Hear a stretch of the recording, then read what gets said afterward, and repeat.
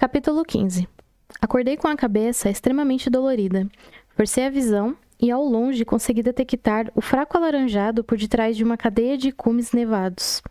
Estava anoitecendo. Richard me carregava com facilidade, levando-me em direção a uma solitária cabana intocada no meio de enormes montanhas. Já cuidei da queimadura e o edema em sua cabeça começou a ceder, explicou ele, apontando com o nariz para minha testa em formato de melancia. O que houve? Tive que levar pontos? Por sorte, não, mas o hematoma ainda está considerável. De impulso, levei minhas mãos à cabeça para ver o tamanho do estrago, mas ele me advertiu. É melhor não tocar. Ai! Eu te disse. As magníficas gemas azul turquesa cintilaram para mim. Foi o suficiente para me fazer corar. Onde estou? Voltamos para a Itália. Por quê? Única opção viável. Há quanto tempo estou desacordada? Umas 12 horas. Quanto tempo ainda tenho? 15 dias? Continuei a sabatina com um tempero sarcástico, mas o fato é que ainda me sentia muito fraca e perdida em meio ao turbilhão de novas emoções que me assolava. Tecnicamente, respondeu, esboçando um discreto sorriso. Ele estava de bom humor.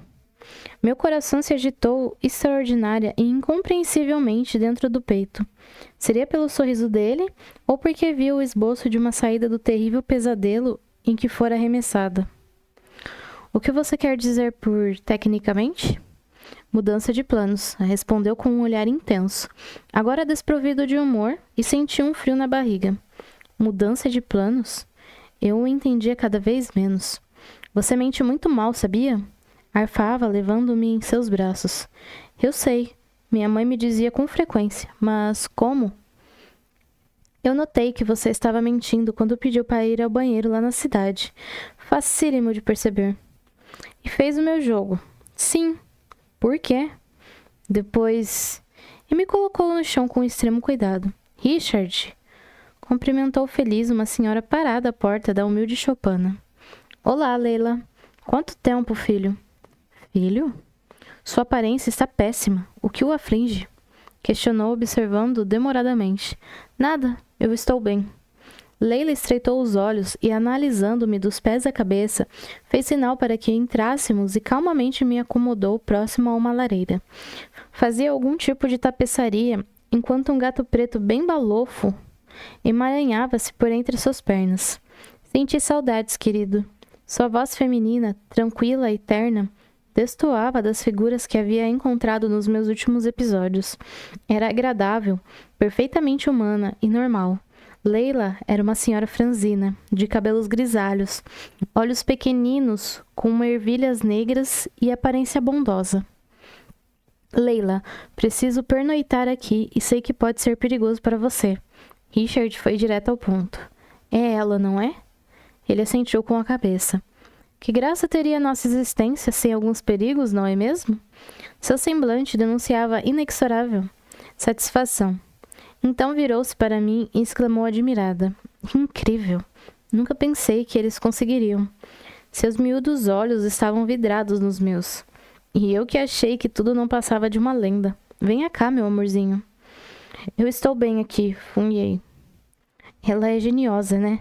Repuxou os lábios, segurando o sorrisinho que lhe escapava.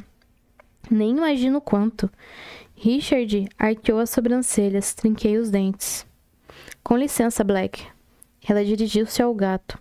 A aparente frágil senhora caminhou em minha direção e encarou-me por alguns segundos. Quando suas mãos esboçaram um movimento em minha direção, reagi de imediato, jogando o corpo para trás. Calma, não vou te fazer qualquer mal. Diga isso a ela, filho. Richard tinha a cabeça inclinada para baixo, os faiscantes olhos azuis fixados num pedaço de madeira solto no assoalho. Rick, tudo bem? Tudo. Ele tornou a olhar para mim. Leila não te fará mal algum, Nina. Engoli em seco e permiti que ela se aproximasse.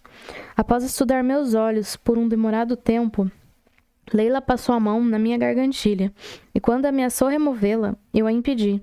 Richard arranhou a garganta. O que foi agora, filho? Ela lhe perguntou confusa, olhando dele para mim com os olhos arregalados. Eu só quero examinar. Posso, Nina? O semblante de Richard era de tensão, mas acenou afirmativamente com a cabeça. Trêmula e sem opção, entreguei-lhe meu amuleto da sorte. Impressionante! Deslumbrou-se enquanto a cheirava com extrema atenção. Como não pensei nisso antes? A pessoa que o fez é muito inteligente. Explodi. Era minha mãe. Eles a mataram, seus assassinos. Ela não me respondeu. Devolveu-me a gargantilha e voltou pensativa para sua cadeira. Rick, gostaria de ter uma palavrinha sós com você. Deixa ficar um pouco com os meninos. Epa, que meninos! Richard permanecia calado, mas agora fitava com ar austero. Por que a desconfiança? Você sabe que aqui não há qualquer perigo. Ela apertou um botão preso à parede. Não ouvi nada, mas pouco tempo depois, 2 rapazes já estavam na sala junto a nós. Um bem alto e cheio de acne no rosto, e outro baixo e atarracado. Meninos, fiquem com ela enquanto eu converso com Richard. Por Tyron, é ela? Perguntou eufórico mais alto. Sim, Stick. Retorquiu a senhora. Uau, hoje vou ter sobremesa. Não se atreva a tocar nela. Os olhos de Richard escureceram ameaçadores. Deixa disso, cara. Você sempre se amarrou nessas brincadeiras com as resgatadas. Eu sei. Richard respirou profundamente, recompondo-se. Mas acho arriscado demais tentar qualquer coisa com a híbrida. Híbrida? E com um jeito casual acrescentou. Deixe bem encarregado de uma humana linda. Se quiser, posso transferi-la para você. Humana linda? Não gostei nadinha daquilo. Mas será que não podemos nem ao menos tentar na híbrida? Ela... Não! Richard trovejou. Desde quando você contesta uma ordem minha? O que é que está acontecendo com todo mundo, droga? Fora daqui! Visivelmente aborrecido, Stivic se retirou. Stivic não fez por mal, Rick. Leila contemporizava. Você sabe que ela é capaz de causar reações desse porte, não sabe? Richard não lhe respondeu. Evan, cuide de Nina, enquanto converso com Rick, ordenou. Sem pronunciar uma única palavra, o baixinho delicadamente me conduziu para a área externa. Evan sentou-se num comprido banco talhado em um tronco de pinheiro. Apontou-me o lugar ao seu lado. Ao fundo da pequena casa, uma visão magnífica, um mar de crisântemos e gencianas me recepcionavam com alegria. Eram tantos e em cores tão vivas que pareciam executar uma coreografia. Abanavam para mim, dançando ritmadamente de um lado para o outro, sob o comando de um vento fino e mistral. Não sei precisar o tempo que ficamos ali naquele descampado. O medo talvez triplicasse a demora e os frutos de minha imaginação. O que os dois estariam tramando lá dentro? Por que os outros dois também não podiam estar por perto? Provavelmente havia algum tipo de hierarquia nessas seitas. Não. Recuso-me a acreditar nessas maluquices. Você quer? Evan ofereceu-me um pedaço de chocolate. Neguei com a cabeça. Você precisa recuperar as forças. Ainda tem uma longa viagem pela frente. Para onde? Para o grande deserto depois de Sabhan. Para que tanto trabalho só para... Para? Olhava-me sem entender. Me matar. Por que não acabam comigo aqui mesmo? Ah! Soltou uma risada alta. Não é assim que as coisas funcionam. Temos protocolos a seguir. Protocolos? Foi a minha vez de rir. Só que de raiva. Você quis dizer rituais? Tipo o que fizeram com os olhos da garota de Londres? Ele se impertigou no lugar. Não posso falar mais nada, sinto muito. Terá que perguntar a Richard. Como seu executor, só ele pode lhe dar qualquer esclarecimento.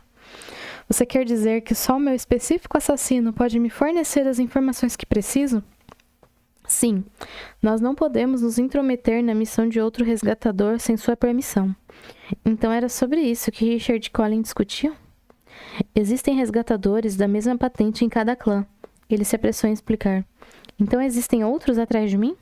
Sim, um de cada clã. Decidi continuar botando lenha naquele papo de maluco. Em algum momento, Evan haveria de se queimar e me entregaria informações importantes sobre a ridícula farsa. E se o resgatador não realizar sua tarefa? Nunca vi acontecer. Franziu a testa confuso. Por que ele faria isso? Digo, hipoteticamente. Eu acho que seria expulso de Zirk ou preso e destituído de seu cargo. Talvez até castigado. Não sei dizer. Castigado? Como eles tinham imaginação? Sei. E seria expulso para onde? Ora, para o vértice. Você quer dizer o inferno? Ah, é isso mesmo. É assim que vocês humanos o denominam. Leila é a mãe de vocês três? Continuei. Não, ele gargalhou alto. Então por que ela chama todos vocês de filhos? Ele me interrompeu. Sei lá, acho que aprendeu com as humanas. Para de falar com ela, ordenou Stivik, aparecendo do nada. Sabe que não podemos confiar nos humanos. O outro me olhava com um semblante de raiva, muita raiva. E antes mesmo que ele pudesse partir para qualquer gracinha idiota, Leila abriu a porta da casa e fez sinal para que entrássemos.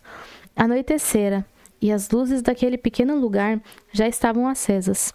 Meu pânico de antes não havia me permitido observar quão agradável era o pequeno ambiente. A cozinha era separada da sala de estar por uma meia parede de madeira. Uma bancada de granito fazia papel de aparador, sobre o qual se encontravam cestas de vime repletas de frutas.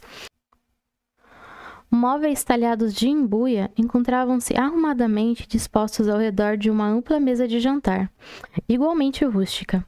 Guardanapos de linho, pratos de porcelana branca e copos de cristal a deixavam requintada demais para um lugar tão simples. O cardápio exposto me fez salivar de tão apetitoso. Carne assada com batatas coradas, arroz e uma bela salada. Espero que goste. Leila me apontou um assento e acomodou-se bem diante de mim. Richard sentou-se ao meu lado, rígido. Durante o jantar, somente Leila e Evan falaram. Esse último para suspirar e pedir que alguém passasse uma ou outra comida para perto dele. Leila divagava sobre coisas que eu não conseguia entender, sobre um mundo único, sem divisões. O fim da maldição, suspirava abaixo. O quê? Perguntou Evan com a boca cheia de comida. Nada, filho. Coma. Murmurou ela, e nesse momento senti o braço de Richard esbarrar no meu, e o calafrio se espalhar por minha pele. Tentei evitar, mas não consegui deixar de observá-lo de canto de olho. Ele estava arrepiado, e as negras sobrancelhas cerradas. Olhei para a frente e vi Stivik nos encarando desconfiado. Richard enfrentou-o com um olhar. Leila abafou a cena pegando uma flor do arranjo de crisântemos que enfeitava a mesa. Em seguida, ela arrancou uma pétala e a depositou em sua pequena taça de cristal. Depois encheu a taça de vinho, bebeu de um gole só e soltou um sonoro e satisfeito suspiro. Os crisântemos são flores abençoadas e cheias de mistérios. Uma lenda antiga diz que uma única pétala do crisântemo, colocada no fundo de uma taça de vinho, é capaz de trazer vida longa e saudável. E você acredita nessas besteiras, Leila? Indagou Stivik impaciente. Eu acredito no poder dos vegetais e minerais. Acredito que de sua energia surge a força indispensável à nossa sobrevivência. E bem, deixa pra lá. Retrucou contrariada, levantou-se e jogou um pedaço de batata para Black, que não parava de ronronar sobre uma almofada ao pé da mesa. O jantar havia terminado, e por mais incrível que pudesse parecer, lá estava eu calmamente ajudando aquela senhora a retirar a mesa. Uma sensação de bem-estar me invadia, como se algo me desse certeza da chegada de dias melhores. Evan e Stivik liam volumes do que parecia ser uma antiguíssima enciclopédia, enquanto Richard dormia recostado em um humilde sofá abaixo da janela. Coitado, está exausto. Leila deixou escapar um suspiro. Ah, a maldição. Que maldição! Num rompante, Stivik desviou o olhar do livro e nos encarou desconfiado. Maldição! Cortei meu dedo, grunhiu Leila. Cortou? Questionei confusa, sem presenciar qualquer vestígio de sangue. Aos tropeços, entendi que aquilo era uma encenação, o que Leila estava escondendo, e de quem? Venha comigo, ela exclamou, puxando-me rapidamente pela manga da blusa. Meninos, coloquem água para ferver enquanto vou procurar mudas de erva doce. Estou com o estômago embrulhado. Comi demais. Nina vai me ajudar. E saímos, deixando-os para trás. Leila pegou um lampião pendurado ao lado da porta de entrada. Acendeu-o e, enquanto caminhávamos para uma horta situada bem distante do terreno, começou a puxar conversa. Acho que chegou a hora, minha filha. Já era tempo. Do que a senhora está falando? Eu não devia ter essa conversa com você. Só Rick poderia, mas acho que ele não o fará. Então, resolvi quebrar os protocolos e lhe passar algumas informações para que você nos compreenda melhor. Você tem o direito. O que quer dizer? Vai me dar explicações antes de me matar? É essa a hora que você se referia? Claro que não. E riu animadamente. A hora de finalmente colocarmos um fim nesta horrenda Que maldição! Fui logo interrompendo. A maldição que acompanha o meu povo há milhares de anos. Eu não sei exatamente como ela surgiu. Tudo o que sei foi me contado pelos meus ancestrais e data de tempos remotíssimos. Agora foi a minha vez de gargalhar. Ela se impertigou. Você precisa acreditar na lenda, Nina. Eu lhe rogo, acredite no que vou lhe dizer. Não tenho motivo algum para enganá-la. Só o motivo de me manter viva até uma determinada data, e aí então...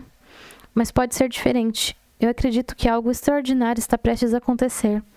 Sua fisionomia transbordava emoção. O que está prestes a acontecer? Que lenda! Ela abriu um largo sorriso, aguardava avidamente por meu súbito interesse. A lenda de Zirk.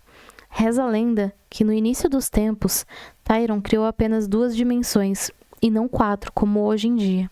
Eram chamadas de plano intermediário. Tyron. Sim, Tyron, o maior de todos os deuses, e emendou. Saiba que a sua dimensão, o intermediário, também já foi a nossa em algum momento de um passado distante. Naquela época, meu povo ainda não havia sido banido dela. O intermediário é onde hoje vivem os humanos, mas de onde fomos expulsos um dia. Suspirou. Veja bem, frisou. Estou aqui, mas não sou daqui. Eu não sou humana, Nina. Eu também sou uma resgatadora. Estou apenas na condição de humana para poder desempenhar minhas missões. Pertenço a uma dimensão paralela à sua. Engoli em seco. Eu queria rir daquela loucura toda, mas a dúvida começava a frutificar dentro de meu atordoado cérebro. A gentil senhora parecia sincera. Então, ela continuou, Tyron, assim como um pai que reparte a sua fortuna, dividiu o intermediário entre seus 2 únicos filhos. Disse que a sua divisão foi muito justa e que cada irmão seria totalmente soberano e responsável por uma metade dessa dimensão. A única incumbência dada a eles era cuidar bem daqueles que Tyron chamava de irmãos adotivos, ou seja, todos nós. No início, Zirkinianos e humanos eram um único povo e não haviam distinção. Eu estava perdida naquele rico universo imaginário. Ela prosseguiu com calma. Como já disse, éramos um único povo, e só nos dividimos por causa da maldição. Vocês humanos tiveram a sorte de serem guiados pelo filho bom. Meus antepassados tiveram o infortúnio de ter o filho mau como seu mentor. Ele limpou a garganta. Reza a lenda que após muitos e muitos anos, sem que os filhos soubessem, Tyron voltou ao intermediário para examinar como cada um deles havia cuidado da sua parte e dos seus indefesos irmãos adotivos. Quando chegou aqui, ficou extremamente decepcionado e aborrecido com um dos seus filhos. O primeiro havia trabalhado duro, dando atenção a todas as suas terras, tornando-as mais belas e habitáveis. Cuidou carinhosamente dos irmãos e ensinou-lhes sentimentos de compaixão, perdão, amizade e o mais complexo deles, o amor. O segundo, por sua vez, legou um caminho de destruição e descaso por onde passou. Destruiu, arrasou e usurpou. Tornou insuportável o que antes era perfeitamente habitável, e principalmente semeou a discórdia e o ódio. Seus irmãos adotivos tornaram-se seres maus e invejosos. Quando Tyron descobriu tudo aquilo, sofreu como nunca havia sofrido. Disse que o grande dilúvio de outrora nada mais foi que o seu choro de decepção. Abriu um sorriso triste. Lendas. E continuou. Fingindo não saber de nada e querendo dar mais uma chance ao filho mau, ele enviou um mensageiro ao intermediário. O mensageiro comunicou aos filhos que Tyron lhes faria uma visita em uma determinada data. Seria o dia da prestação de contas de seus feitos. O segundo filho, ardiloso como sempre, mandou espiões checarem como estava indo a metade do irmão. E seus enviados ficaram assombrados com as maravilhas que encontraram.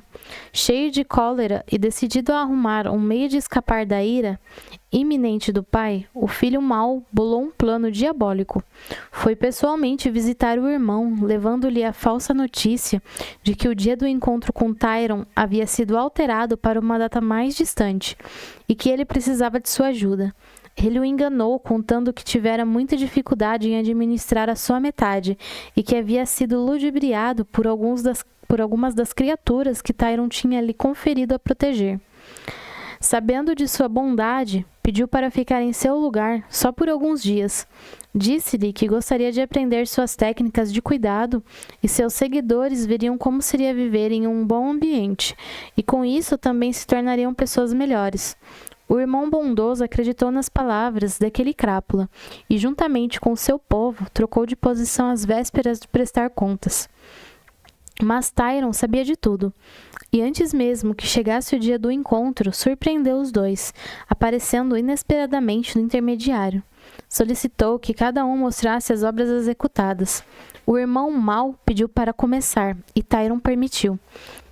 Querido pai, antes de lhe mostrar todas as minhas obras e conquistas efetuadas, gostaria de lhe dizer que algum estrago lhe foi causado dias atrás devido ao fato de ter trocado de posição com meu irmão. Emprestei-lhe a minha parte e conduzi meus protegidos à parte dele. O irmão bondoso ficou perplexo com aquele discurso, mas não pronunciou uma única palavra. Então, continuou o mau. Devido à sua tamanha desorganização e falta de controle sobre os seus protegidos, alguns danos lhe foram causados nesses dias, mas serão prontamente recuperados. Tyron, sabendo que tudo aquilo era uma farsa, voltou-se para o filho bom e perguntou: O que tens tu a me dizer? Dê-me algum tempo, meu pai, que recuperarei a parte danificada. O filho bom teve pena do irmão e se prontificou a ajudá-lo, a despeito da absurda calúnia. Filho bom, a ti não darei apenas uma parte, mas sim o todo. Vá, tudo te pertence a partir de agora. Depois se virou para o filho mau e disse: Poderia apenas ter me pedido desculpas, e eu te perdoaria. Virás comigo e te ofertarei uma segunda chance. Mas o filho mau não aceitou ter perdido seu império. Esbravejou, blasfemou e, num acesso de fúria, atacou o irmão pelas costas, apunhalando-o mortalmente. Reza a lenda que Tyron chorou sangue naquele momento e baniu o filho mau do intermediário, lançando-o para um novo e terrível plano que acabara de criar, o Vértice, ou o Inferno, como vocês dizem. Ia fazer o mesmo com todos aqueles indivíduos maldosos que estavam sob sua influência, quando o filho bom, em seus braços, lhe fez um último pedido, que tivesse piedade daquelas pobres almas, pois elas eram fracas e manipuláveis. Tyron então olhou para aquelas perversas criaturas, que eram os meus ancestrais, e os amaldiçoou. E vocês, horda de desgraçados, enquanto não souberem o que é compaixão, não saberão o que é, e tão pouco sentirão os efeitos do maior de todos os sentimentos, o amor. Jamais saberão o que é amar. Vou-lhes poupar do vértice, mas irei condená-los a uma nova dimensão, Zirk, e é a terrível tarefa de tirar vidas, ano após ano, para que um dia vocês se cansem de viver em função da morte e de toda a destruição que vem gerando, e entendam o valor do milagre da vida. A sua redenção só será possível no dia em que conceberem um filho por amor. Ele será a chave para o perdão dos seus erros. E assim, concluiu Layla, antes de ficar pensativa, surgiram mais essas duas dimensões, Zirk e Vértice, além das duas já existentes. Eu sou esse filho? Perguntei sob tensão. Acho que sim, Nina. E não era para vocês estarem felizes? Isso não é bom? Bradei sem compreender. Não. Para a grande maioria dos meus, você é um enorme perigo. E, portanto, deve ser rapidamente eliminada. Se a lenda for verdadeira, você tem poderes além da sua compreensão. Poderes que podem afetar não apenas a minha e a sua dimensão, mas também o tormentuoso vértice. É por isso então que querem me matar? Exato. Além do fato, é claro, de sermos eminentemente maus. egoístas e predadores. É por isso que estamos condenados a essa vida medíocre e infeliz. Compreende? Nós somos a continuação dos nossos horrorosos ancestrais. Não temos os bons sentimentos, só os maus, como a ira, a inveja, o egoísmo, a avareza, a soberba, entre outros. Nós somos a antítese da vida. Todos nós. É só o que podemos e sabemos fazer: matar, dia após dia, séculos após séculos. Mas então, gaguejei atônita, completamente exangue. Por que ainda não matamos você? Estreitou os miúdos olhos. Balancei a cabeça com muito medo de ouvir a resposta, pois creio que o milagre está acontecendo, porque Tyron está mostrando compaixão por nós, depois de muito tempo esquecidos. Eu não entendo. Nem eu, mas você está aqui e eu não sei como. Você é o fruto do amor impossível de um dos nossos com uma dos seus. O quê? Rugi transtornada com a inesperada confissão. Sim, filha, seu pai foi um dos nossos. Isso é tudo mentira. Eu nunca tive pai. Meu cérebro ardia. Como aquele bando de homicidas poderia saber do meu pai? Onde obtiveram tal informação? Se Stella nunca mencionara nada sobre ele com ninguém e nem mesmo para mim. Nina, você é fruto de um amor infinito. Pare com essas mentiras descabidas. Eu cuspi as palavras. Você não poderia... Não poderia o quê? Interrompi furiosa. Existir. Ela esfregou a testa. Era para sua mãe ter morrido antes mesmo de lhe ter concebido, entende? Não. O que eu quis dizer é que não pode haver qualquer contato mais profundo entre os nossos povos. Seria letal. Suspirou sem perder a paciência. Além do mais, todos têm a sua hora, e não somos nós que decidimos. Apenas cumprimos ordens. Dele. Tudo na vida tem um ciclo: nascer, crescer, envelhecer e morrer. Nem todos conseguem completar o seu ciclo, mas esse é outro assunto. Tudo tem um porquê. Só não nos é confidenciado. Como lhe disse, nós só executamos as ordens. Eu continuo não entendendo. Que inferno! Confesso que havia ficado um pouco preocupada com aquela questão do contato mais profundo. Melhor assim. Sua entonação ficara rude pela primeira vez. Leila se afastou e ficou calada algum tempo, enquanto escolhia as ervas ou, quem sabe, as palavras apropriadas. Cada clã de Zirk enviou seu melhor resgatador para eliminá-la, sabia? Nessa altura, a coitada da sua mãe já não teria mais como proteger você de nós. Sua voz retornara ao habitual, suave. Deixe-me ver se entendi. Vocês querem me eliminar, não porque chegou a minha hora, mas sim porque sou uma híbrida. Exato, disse taxativa. E por que só agora? Sempre estivemos atrás de você, mas não podíamos cometer erros.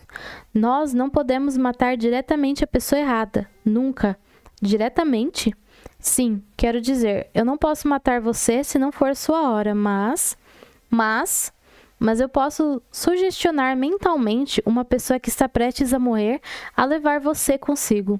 É o que chamamos de morte indireta. O quê? Vocês podem induzir uma pessoa a matar outra quando ela estiver perto da hora de sua morte? Induzir um assassinato? Sim. Então era por isso que nos últimos dias diversas pessoas tentaram me matar? Grunhi e me lembrei do comentário maldoso de Kevin sobre guiar a morte das pessoas. Isso aconteceu? Diversas vezes, e ocupando minha sorte. Ela ficou pensativa por outro longo período. Seus olhos turvos denunciavam preocupação. Tive que perguntar novamente. Foi o que me aconteceu? Sim, como não era para você ter nascido, os médiuns acabaram determinando que sua data de partida seria a sua data de passagem definitiva. O que quer dizer com data de passagem definitiva? É a data do seu 17º aniversário nessa dimensão, equivalente ao 18º aniversário em Zirk. Há um descompasso de 1 ano entre nossas dimensões, porque depois da nova divisão de Tyron, Zirk foi constituída 1 ano antes do que a sua dimensão, esclareceu. Você está me dizendo que qualquer um que entrar nessa tal de Zirk fica instantaneamente 1 ano mais velho? Isso mesmo, e que a partir do 17º aniversário humano você teria livre acesso a Zirk, a minha dimensão. E que meu 17º aniversário humano também seria a data da minha morte. Sim, Mas não vou entrar nessa tal de Zirk porque vocês vão me matar antes, certo? Indaguei irônica. Leila arregalou os olhos e apertou os lábios. Os seus resgatadores não poderiam buscar você antes dessa data, e então utilizaram outros meios, desconversou. Meios indiretos. Ela assentiu. E não tiveram muito sucesso, não acha? Desdenhei daquela situação, achando que ela se defenderia de imediato, mas fui surpreendida por um sorriso escancarado. Seu semblante era de pura excitação. Acho, é um milagre. Exultava de satisfação. Hã? Que milagre? Indaguei, mas ela me deu as costas e balançava a cabeça de um lado para o outro. Por que só agora? Por que não me mataram antes? Não sei ao certo, mas acredito que pelo motivo anterior não poderíamos cometer erros. Além do mais, nunca acreditamos que essa lenda fosse verdadeira, que você existisse para valer. Teoricamente, não era para você ter nascido. Por consequência, você não tinha uma época exata para morrer. Vocês cometem erros? A morte falha? Ironizei. Depende do que você considera falhar. Que nós mataremos o humano quando sua hora chegar e cumpriremos a nossa missão é fato, mas na qualidade e no número de tentativas é que se encontra a diferença. Matar de primeira seria o mais eficiente. Sim, sem deixar rastros ou desencadear uma morte dolorosa. Dolorosa para quem? Sempre para quem vai. Para os humanos que ficam, existe o aprendizado. E Richard? Então, sempre acertou de primeira e nunca deixou rastro. Nunca, soltou pensativa. Então por que ele não fez logo seu serviço e me liquidou de uma vez? Por que me salvou das mãos de Kevin e de Colin? Que interesse tem em me manter viva se pretende me matar em breve? Ele obedece às regras e... Talvez exista um motivo maior, concluiu enigmaticamente. Qual? Esbravejei. Arrancar os meus olhos em praça pública? Leila não me respondeu, dando de ombros. Eu acho que é melhor nos recolhermos. O tempo esfriou. Você sente frio? Não disse que eram insensíveis? Nina, nós não temos os bons sentimentos. Sensações como frio, fome, calor, cansaço, dor, são todas iguais às de vocês humanos. Rebateu com pesar. Quando muito evoluídos, desenvolvemos a capacidade do bem-querer, do cuidado com os outros. Pouquíssimos conseguem. No geral, somos completamente frios. Achei, aqui estão. Abaixou-se num rompante e pegou algumas mudas de erva doce e de uma planta com raízes retorcidas e folhas oleaginosas que pareciam estar em decomposição. Havia algum tempo. Agora chega, vamos entrar. Num gesto de desespero, agarrei seu braço e supliquei-lhe a única resposta que me fazia sentido. Afinal de contas, o que vão fazer comigo? Ela lentamente se soltou de mim e, com os olhos fixos nos meus, pousou suas mãos sobre os meus ombros. Se soubesse, eu realmente lhe diria. Dirigimo-nos até a porta da cabana em silêncio. Muitas coisas que Leila disse faziam todo sentido dentro da minha outrora vida de nômade. Entretanto, a lógica berrava em meu cérebro. Convencia-me a cada instante de que tudo aquilo não passava de um grande teatro, uma espetacular encenação de um grupo de loucos. Antes de entrar, Leila segurou meu braço mais uma vez e, com um olhar profundo, disse apenas uma frase. Confie nos sinais. Congelei. As mesmas palavras de Stella. Meu coração deu um salto e por pouco não escapuliu pela boca. Sinais? O que ela queria dizer com aquilo?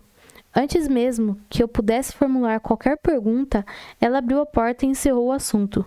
Que demora! Exclamou Stivik. Pensei que tivessem se perdido por aí.